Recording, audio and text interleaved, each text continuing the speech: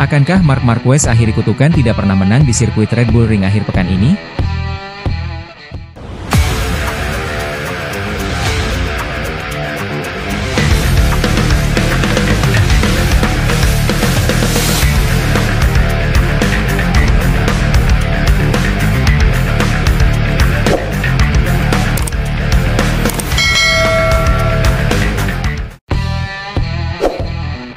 Pemimpin klasemen sementara MotoGP 2025, Marc Marquez diyakini akan mengakhiri penantian panjang selama 9 tahun untuk meraih kemenangan di sirkuit Red Bull Ring, Austria, akhir pekan ini.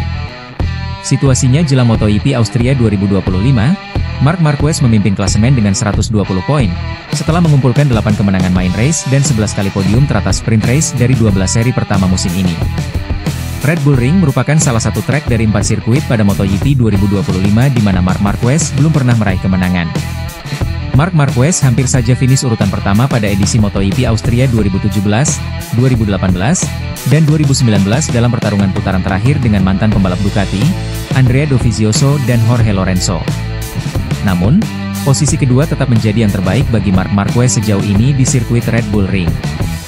Yang menarik, Marc Marquez telah melewati masa paceklik kemenangan yang panjang terutama di sirkuit Lusail, Qatar pada MotoGP musim ini.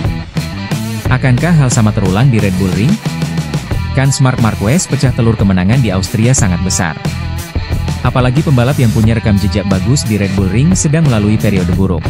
Berdasarkan performa motor saat ini, sangat sulit untuk mengabaikan kemungkinan Marc menang lagi. Saya rasa kita sudah melewati titik di mana kita berharap Pecco Bagnaia bisa bersaing, karena saya rasa dia tidak akan melakukannya. Pecco Bagnaia jadi pembalap dengan rapor terbaik di Red Bull Ring. Tercatat pada 3 edisi terakhir, ia selalu meraih kemenangan.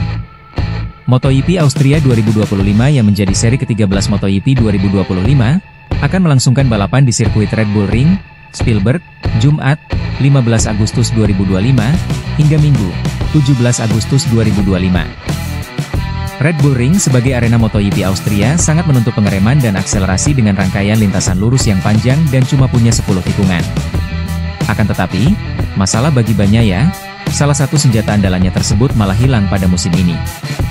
Bagnaia tidak mendapatkan kepercayaan diri dengan bagian depan motor barunya Ducati Desmosedici EP25 seperti sebelum-sebelumnya. Hasilnya, murid Valentino Rossi itu tidak dapat menghentikan motornya secara konsisten dan di titik yang dia inginkan. Kalau gagal menang pada MotoGP Austria, mimpi buruk Bagnaia bisa bertambah menjadi 4 kali musim ini. Bagnaia lebih dahulu membeli di seri EP Spanyol, EP Italia, dan EP Belanda di mana dia menjadi pemenang lomba selama 3 musim sebelumnya. Red Bull Ring masuk dalam daftar sirkuit yang belum pernah dimenangkan The Baby Alien sejak debutnya di kelas Premier 2013. Tak salah kemudian menyemati kekasih Gemma Pinto ini sebagai cupu di Red Bull Ring. Faktanya, Marquez sudah 3 kali menggasak pole position EP Austria, tepatnya musim 2017, 2018, dan 2019. Akan tetapi tidak satupun yang berbuah jadi kemenangan karena berujung kalah duel melawan Andrea Dovizioso. Prestasi terbaiknya ialah menjadi runner-up di ketiga seri EP Austria di atas. Lalu ketika era sprint race dimulai 2023, Marc Marquez tidak pernah meraih podium di Red Bull Ring. Bahkan 2 kali sprint race berakhir DNF alias gagal merampungkan balapan bagi Marquez.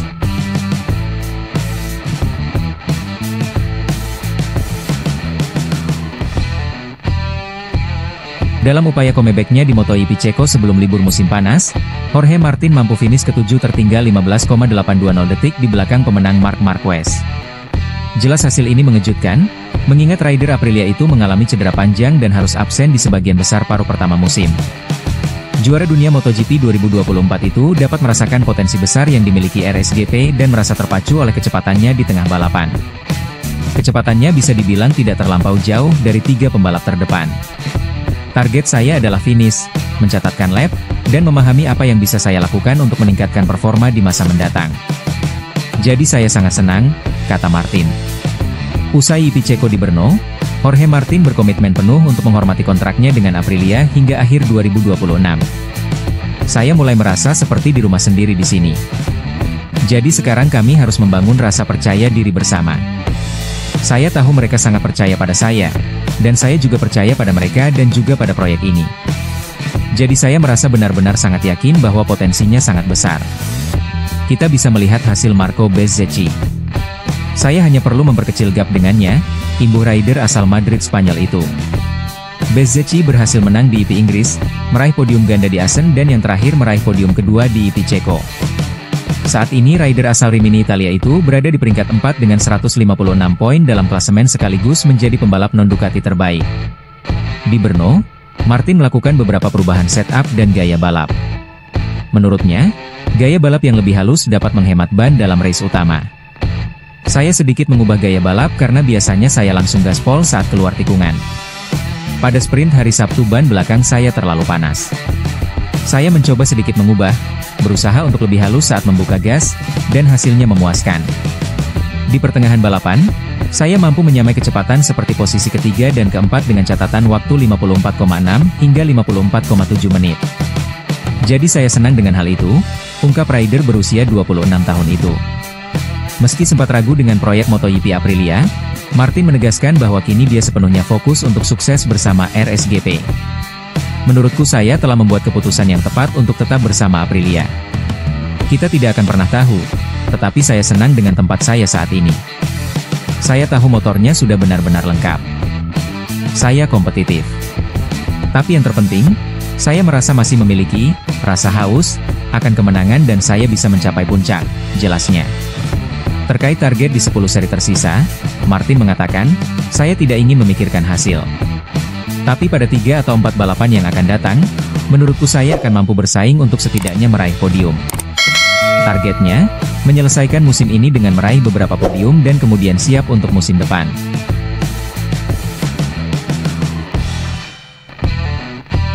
Geliat bursa transfer pembalap MotoGP tak melibatkan juara dunia Moto2 2022, Augusto Fernandes.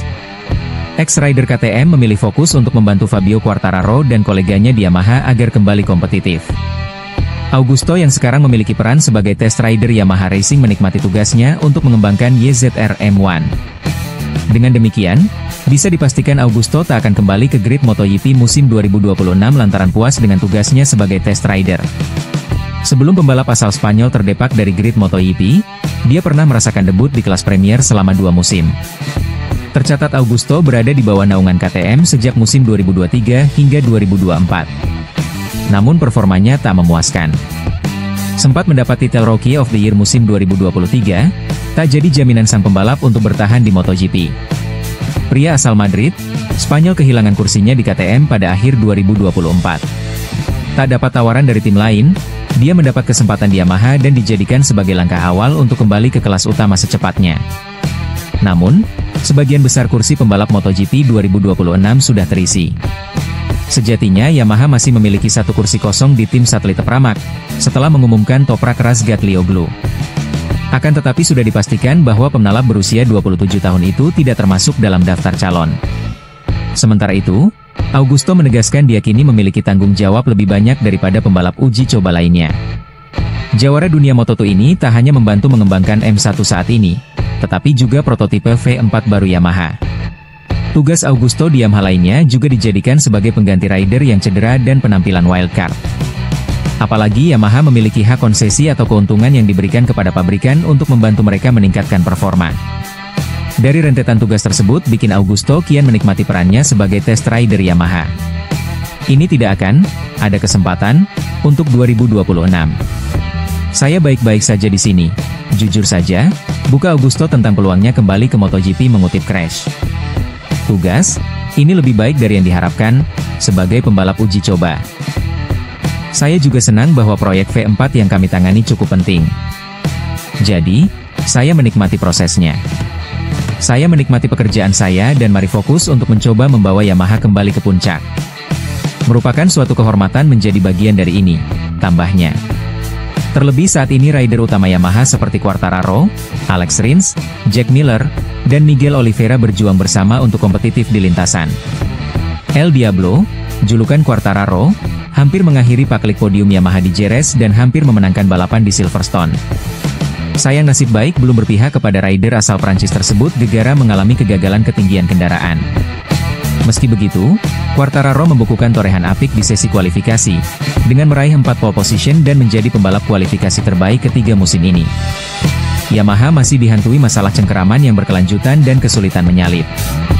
Tak jarang juara dunia 2021 itu frustrasi dalam balapan karena sulitnya menyalip dengan M1 milik Yamaha.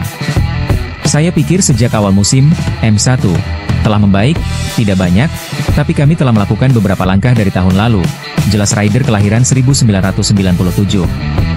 Kami dapat memaksimalkan hal-hal baik, seperti dalam kualifikasi, di mana Fabio Quartararo tampil hebat. Dan kami tahu masalah, cengkraman, itu, jadi kami fokus untuk menyelesaikannya.